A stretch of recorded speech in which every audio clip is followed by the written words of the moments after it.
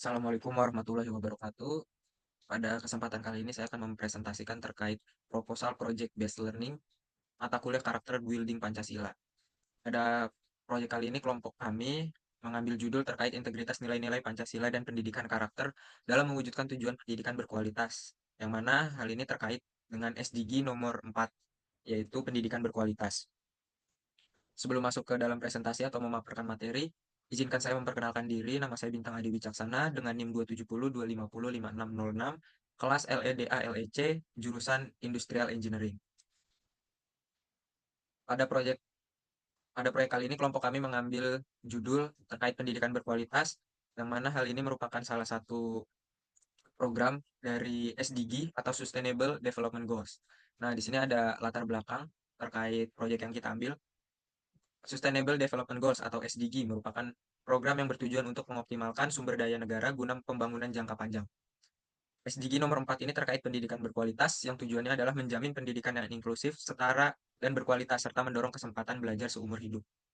Pada proyek kali ini, kami mengambil suatu case dalam pendidikan di Indonesia yang mana pendidikan saat ini pemerintah sudah menerapkan program penguatan karakter atau PKK, yang mana program ini telah mengintegrasikan nilai-nilai utama Pancasila, yaitu terkait religius, nasionalis, integritas, mandiri, dan gotong royong.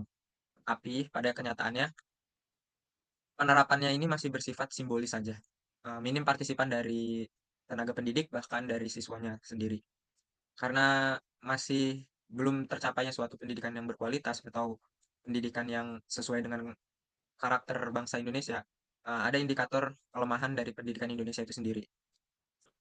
Dari lembaga survei PISA pada tahun 2022 menunjukkan Indonesia berada di peringkat 68 dari 81 negara. Yang mana nilai ini, peringkat ini turun dari 2018. Menunjukkan adanya lemahnya kemampuan berpikir kritis dan pemecahan masalah oleh siswa di Indonesia.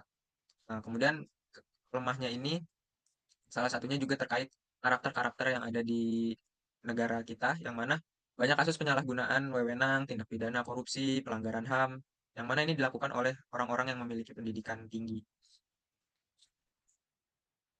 Dari permasalahan tersebut, kelompok kami membuat suatu rumusan masalah, yaitu apa faktor yang menyebabkan melemahnya karakter siswa meskipun sudah diterapkan program pendidikan karakter. Kemudian apa dampak dari melemahnya nilai-nilai Pancasila dalam dunia pendidikan terhadap pembentukan karakter di lingkungan. Kemudian yang ketiga adalah bagaimana peran pendidikan karakter dalam menunjang pencapaian pendidikan berkualitas di Indonesia. Dan yang terakhir, bagaimana upaya yang dapat dilakukan untuk mengatasi permasalahan karakter siswa melalui penguatan nilai-nilai Pancasila dan sistem pendidikan di Indonesia.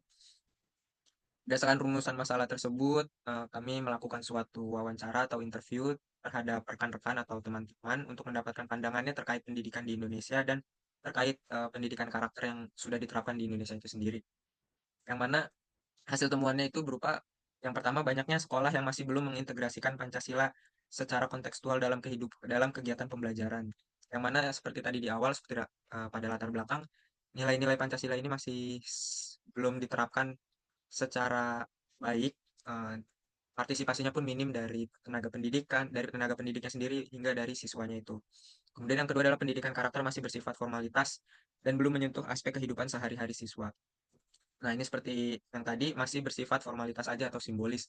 Jadi penerapannya ini hanya seputar dari eh, gurunya yang menyatakan bahwa pendidikan berkarakter itu seperti ini, tapi nyatanya belum diterapkan dalam kehidupan sehari-hari. Ambil contoh aja nilai nilai Pancasila pada sila pertama yaitu terkait ketuhanan yang Maha Esa. Yang mana masyarakat Indonesia masih banyak yang intoleran terhadap pemegang agama lain gitu. Itu salah satu belum realisasinya nilai-nilai Pancasila dan pendidikan berkualitas di Indonesia. Kemudian yang ketiga adalah melemahnya kolaborasi antara sekolah, keluarga, dan masyarakat. Nah, hasil temuan ini karena siswa ini kan kita bisa bentuk karakternya melalui lingkungan terkecil. Lingkungan pertama yang mereka kenal pasti ada lingkungan keluarganya, kemudian ada lingkungan masyarakat, kemudian melalui suatu pendidikan harusnya melalui pendidikan di sekolah. Tetapi nyatanya kolaborasi ini masih lemah, masih belum bersifat baik ya, belum diterapkan secara baik. Kemudian di sini ada rancangan solusi dari kelompok kami. Yang pertama adalah mengusulkan program pembinaan dan mentoring siswa berbasis nilai-nilai Pancasila.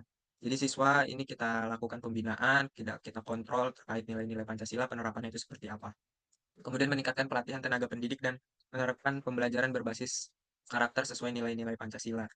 Nah, sebelum masuk ke dalam siswanya, tentunya tenaga pendidiknya juga harus dilakukan pembinaan, dilakukan penerapan-penerapan terhadap nilai-nilai karakter yang ada di dalam Pancasila itu sendiri. Kemudian yang terakhir adalah mengkampanyekan kesadaran pentingnya pendidikan karakter berbasis Pancasila di media sosial. Ini merupakan bentuk dari usul dari kelompok kami, rancangan solusi dari kelompok kami dalam menerapkan teknologi, yang mana teknologi ini bisa kita gunakan untuk menyebarkan nilai-nilai karakter yang sesuai dengan Pancasila. Tujuannya adalah untuk mewujudkan pendidikan berkualitas itu sendiri. Jadi untuk kesimpulannya dari proyek kelompok kami, yaitu integritas nilai-nilai Pancasila dalam pendidikan karakter menjadi kunci untuk mencetak generasi yang tidak hanya unggul secara akademik, tapi juga moral, etika, dan berkepribadian yang kuat.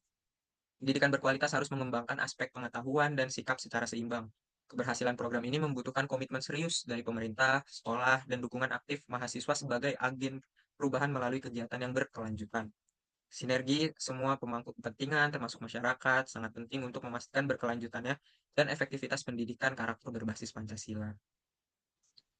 Kemudian kait refleksi diri saya sendiri dari proyek ini, saya melihat bahwa kualitas pendidikan itu tidak hanya dilihat dari perolehan nilai akademiknya saja gitu. Tetapi memang perlu dilihat dari nilai-nilai karakter dan moral berdasarkan nilai-nilai Pancasila yang dapat ditanamkan serta diimplementasikan sejak dini oleh siswa sebagai calon penerus bangsa. Jadi kami juga berharap bahwa siswa-siswa ini akan menjadi penerus di bangsa ini, akan lebih baik jika memang nilai-nilai Pancasila itu sendiri dapat bisa diterapkan dengan baik, kemudian akan menyongkong nilai-nilai pendidikan. Jadi tidak hanya nilai akademiknya aja yang bagus, tetapi karakternya pun juga harus bagus.